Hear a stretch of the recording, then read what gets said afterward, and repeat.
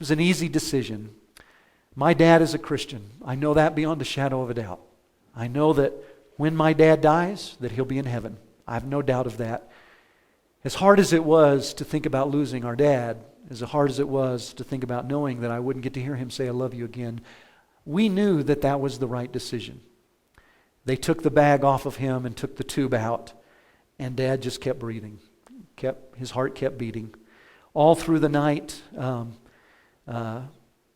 kept breathing. Monday morning, we got up. After going to bed about 1:30, we got up, and Brandon and I went to get some breakfast. And as we were bringing it back, we were talking about the funeral and what we wanted and some of the things that we wanted to share at the funeral. We went to the hospital a little after 9 o'clock, and Dad was still in the same position that he was in. Margaret had left. She and Diane had left to go clean up a little bit, for they had stayed all night. Friends and family kept coming, and over and over and over, we kept hearing the influence that our dad had in people's lives. Young people, old, it didn't matter. The influence that he had. And people would start to tell us, and they would choke up and cry. A guy that I grew up with there, and Randy and I used to get into a lot of trouble with in Clovis, came by later in the afternoon, and he said, the first thing he said was, if it hadn't been for your dad, I'd probably be in prison right now. I didn't ask the story. I didn't ask what that came from. But he talked about his daughter Heidi having a really hard time with that, with this, what was going on. A few minutes later, Heidi came in. Heidi's in her early 30s, and she's a single mom. And she was obviously touched by this. I didn't know Heidi. I didn't know that my dad knew Heidi. She asked if she could go into the room and say her goodbyes, and we let her in. She went in, and she walked over to his bedside. She leaned down and whispered something in his ear, kissed him on the forehead, and she was weeping, and she left. I didn't know what was going on. I had no idea the story of that. But later on, I pulled Margaret aside, and I asked her, I said, please tell me about Heidi and what the connection there is with Dad. And my dad was a truck driver. You know that. All of his life, he's been a truck driver. And worked for Richard and David there at Triangle. And I don't know all of the particular details of the story, but I do know that Heidi's mom and dad divorced when she was very young. She and her sister were very young. Her mom moved to Texas, and they lived with their dad. They stayed with their dad. Didn't have a lot of opportunity to go see their mom. I'm sure because of work and other issues as well. But whenever my dad made a trip to wherever their mom was, he took Heidi and her sister. He would take them and drop them off at their mom's house, and then he'd pick them up and bring them back home. Obviously affected this young lady's life. I listened to story after story after story. I listened to a gentleman tell me how he had been teaching at his church about godly men and what a godly father and a godly man was all about. And he said, I have used George Hutchison as my example again and again and again. Over and over and over we heard those stories.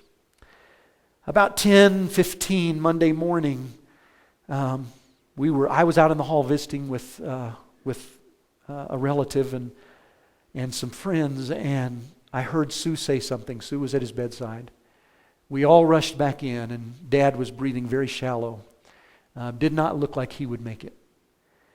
About 5 years ago, my Aunt Willa, my dad's sister, passed away in the hospital there in Clovis.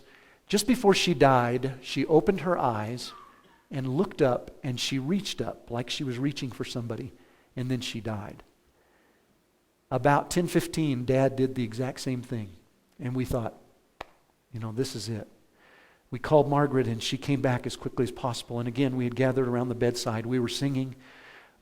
Darwin and Cindy, the pastor at Clovis, were there, and Pastor Ray and Linda, and there were so many people, and we were singing, and we just continued singing. I don't know how many songs we had sung, but Margaret asked us if we would sing the song that Sue and Dad and I sing so much, A Name I Highly Treasure. And a couple of times in that, Dad would open his eyes. And again, we just thought that was it, that he was going. And we had sung and finished those songs, and I started the song, I'll Fly Away. And I thought Dad was going to fly away. He started moving, and then he opened his eyes, and it was obvious that he was not dying. The doctors had told Ron and Margaret on Sunday there was no brain activity at all. That's why they had pronounced him dead. And we knew now there's something going on, something happening. The doctor came and examined him. We went in to talk with the doctor, and he told us that they could run some tests and figure out what was going on. We asked them to please do that. Off and on during that time, Dad would wake up and somebody would say something and he would kind of grunt at them and say hi or whatever it was that he was saying. It was more just a bunch of grunts than it was anything else. But early in the afternoon, I happened to walk into the room, and a few of the family members and maybe a couple of friends were in there. And my dad opened his eyes. So I walked over to the bed beside him and I took his hand. Sorry. I looked into his eyes and I said, "Hey, Dad." And as clear as anything, he said, "Hey, son." A long story and a lot of things that happened over the next few days. They transported him to Lubbock, and he has been there since this morning and now is on his way home. Incredible things that took place. What they discovered is my dad had a heart attack. The reason he had a heart attack is because his heart is enlarged. He worked hard all of his life. He worked very hard. His manual labor was his life. His heart was enlarged and it did him well while he worked, but when he retired, he quit working. And so his heart is very weak. Most people's hearts, when they beat, they send about 50 to 80% of the blood that's in the heart through to the body. Dad's heart is beating at about 15%, sending about that much. And so we knew that. But they ran all kinds of tests. They ran MRIs, CAT scans. They checked his heart out. There's no blockage in his heart. His brain is clear. They determined that he had an extremely small, what the doctor said was a very, very, very small stroke. Probably at the time of the heart attack, right in the very back of his head. But there's no blockage in his heart. His arteries and his veins are all clear. It's just he has a weak heart. And that is what caused the heart attack, and that's what caused it. On Friday, they put a pacemaker defibrillator in his chest to hopefully help his heart. If it goes out of rhythm again, they can it'll shock it back in, and obviously the pacemaker will help it to beat. I had a privilege over the last couple of days. We went with them. We followed the ambulance over to Lubbock, and Monday night, Tuesday night, and Wednesday night we were in Lubbock. Monday night, Sue and Margaret stayed with Dad, and I got there Tuesday morning, and they were both just wiped out. The nurse calls it sundowners. Whenever the sun goes down, heart patients there, they lose their perspective. They get very disoriented, don't know who they are, where they are, and anything. And that had happened to Dad. He had fought all night. Sue had tried to keep him from pulling off his leads and pulling off his clothes and getting out of bed, and she was just worn out. And so I told them both that I'd stay the next 2 nights with him, and I did. Tuesday night was an interesting night, just to say the least. We talked a lot.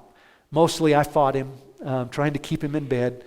He would start to get up or try to get up, and I'd gently push down on his shoulder, and he'd say, "I got to get out of bed." And I said, "Dad, you can't get out of bed." "Well, I gotta." "Well, Dad, you can't get out of bed." "Well, I'm gonna." He said, "If you'll help me." And I said, "Dad, I can't help you." And he said, "Well, then I'll do it myself."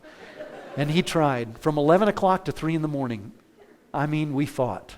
And finally, he was so exhausted that he fell asleep, and I thought, thank goodness. And at 3:30, someone knocked on the door and said, "Mr. Hutchison, we're here to take your vitals." So he got 30 good minutes of sleep, and he was awake the rest of the night, telling me he got to get up. And I was telling him he couldn't. At about 4:30 in the morning, I was standing beside his bed, and we were talking. And I knew the conversation had taken a different turn. And I knew that I didn't know who he was talking to, but we were talking there. And finally he asked me, "Where's Matey?" Matey's my aunt. He said, "Where's Matey?" I said, "Well, she's at home with John." And he said, "Her son?" I said, "No, her husband." And he said, "That's you." And I said, "No, Dad, I'm Rick. I'm your son." And some of you know my dad pretty well. My dad was a truck driver for a long time, and evidently every once in a while his language got a little salty. And I'm not going to tell you exactly what he said,